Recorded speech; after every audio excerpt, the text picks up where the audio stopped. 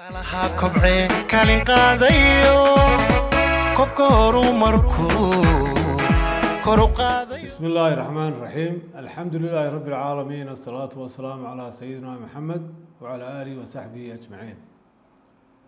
maanta halkan waxaan u soo fadhiistay inaan la hadlo dadweynaha reer Hargeysa dhammaantood oo aan kala hadlo magaaladeena caasimadda noqotay ee Hargeysa sidaynu u hagaajisan lahayn aynu u habeyn lahayn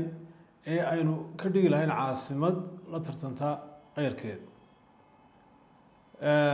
magacayga waxa la yiraahdaa Maxamuud Cabdi Cilmi waxaan ahay reer Hargeysa malcaamad quraanka kadib biyo dhacayga hoose biyo dhacayga dhexe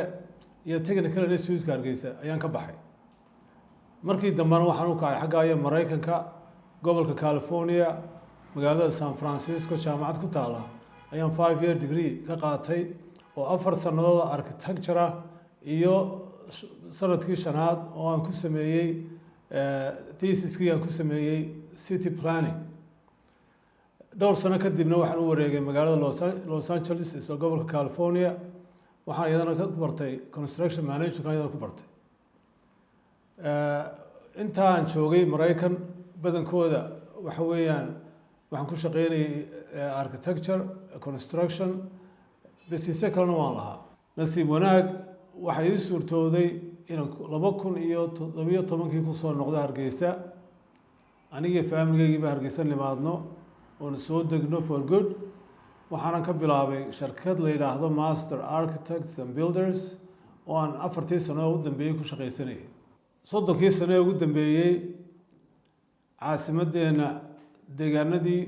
dawladii hoose u kala dambeeyay mid walba waxba ka soo qabtay dadaalku mu yareen hase yeeshee Hargeysa halkeen doonaynay weli ma gaadhin caasimad Somaliland hadday noqotay waa inay noqoto caasimad qeyrkeed la tartanta manay gaadhin weli umana dhawa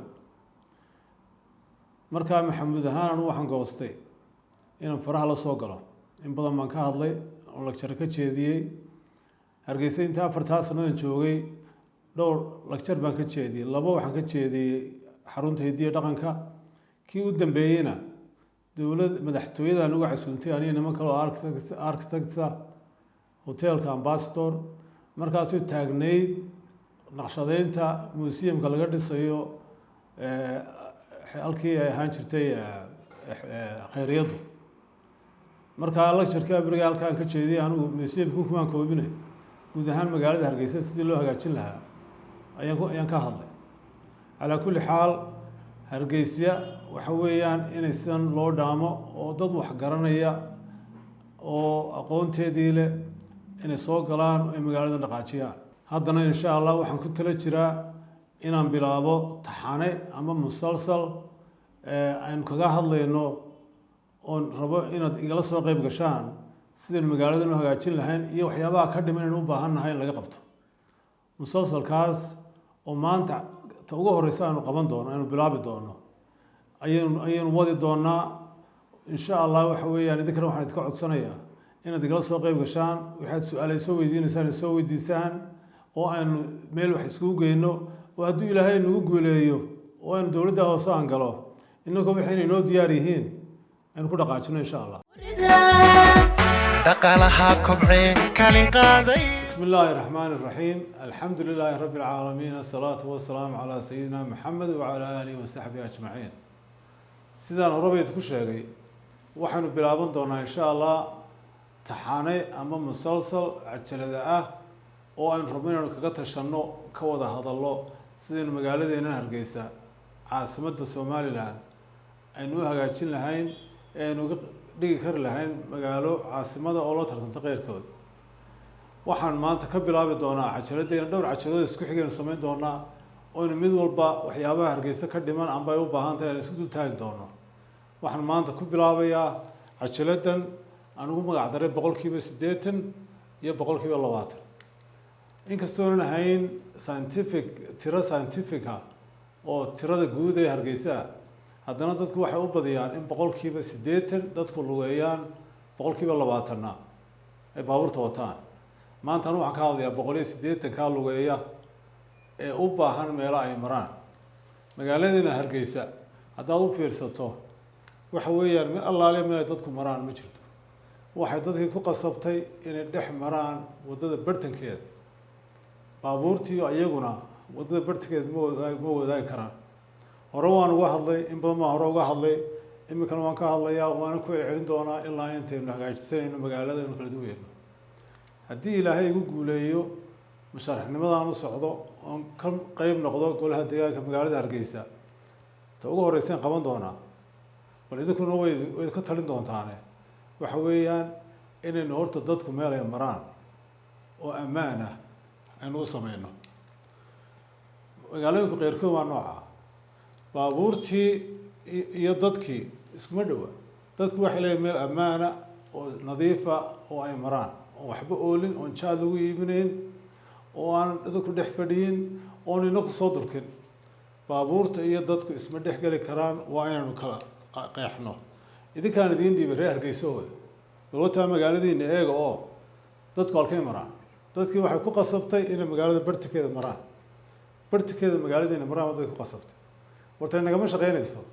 bal ila eega oo sideen magaalada inuu hagaajinaan uga dhignaa magaalaha hagaagsan oo caasimada oo qurux badan oo dadka iyo baabuurta bal ay kala soocno wax kale intaan u tagin dadka iyo baabuurta aanu kala soocno dadka iyo baabuurta aanu kala soocno bal aynu eegno wadooyin caynkaas oo kala ah oo halkana waa sidewalk dadku marayeen halkaasna waa baabuurtii inta dhexdana haddaynu doono qurxsan karnaa laakiin waxa muhiim ah oo cajaladan rabaa inaynu ku falanqeyno oo ka soo talisaan bal sidaynu u kala saari lahayn dadkeena iyo u kala saari lahayn iyo baabuurta suuqa Hargeysa waad garanaysaa halkay tahay waa khayriyada ku wali jirtay imka museumka laga dhisayo halkee dadku maraan halkii ay marayeen dadku halkaa taas oo arkaysa way buuxdaa dadkii waxay marayaan wadada bartankeeda taasi naga shaqeynaysa reer Hargeysa idinkuna ka soo taliya anna waxaan leeyahay haddii ilaahay igu guuleeyo golaha deegaanka ka mid noqdo waxaan inoo ballana inaynu magaalada hagaajisano oo aynu ka dhigno meel caynkaas oo kale ah oo ammaana oo carruurteena mari karto iyo dadkeena waaweyn iyo cid waliba oon dhagaxaan oolin oon lagu turonturoon oo aynu ka baqan baabuurta halkaa maraya inay soo fuulaan waayo keer baa u dhexeeya keerkaa micnihiisu waxa weeyaan inaanay baabuurta soo fuulin halkaa waa keer dheer oon taayarka gaadhigu soo fuuli karin waa inay ammaan kala noqdaan baabuurta iyo dadku inaku haddaynu reer Hargeysa nahay magaaladeenna saa waynu ka dhigan karnaa waynu qurxin karnaa waynu ka dhigan karnaa baabuurta halkaasaynu ku joojin karnaa dadku halkan ay mari karaan waynu samayn karnaa inta wax lacag oo kharash badan oo malaayiin doolar naguma qaadanayso waxa weeyaan wixii inaynu nidaamsano baynu u baahannahay inaynu nidaamsano aynu kala hagaajino oo aynu u sameyno civic code dowladdu waa inay civic code yeelato oo dowladda hoose Hargeysa waa inay sharci yeelato sharcigaasina uu kala qeexo magaalada sida u kala ahaanayso reer Hargeysa idinkaan idiin dhiibay taasi naga shaqeyn mayso magaaladiina Hargeysana si ahaato oo is dhex taalo oo is afuul xumaato oo halkii dadku marayeen dalaayad meel noqoto dhexdiina ay ku qasabto dadkii baabuurta maraan naga shaqeyn mayso markaa waxaan dileeyahay reer Hargeysa arrintan waa arrin oo wataala dowladda hoose qofka lagu eegi maayo ka soo taliya Facebook-ayga page-kayga waxaan idinka codsanayaa wixii su'aalaad qabtaan iyo wixii ra'ayaad soo kordhinaysaan inaad Facebook-eena inoogu soo dartaan oo aynu ka wada hadalno oo aynu isla eegno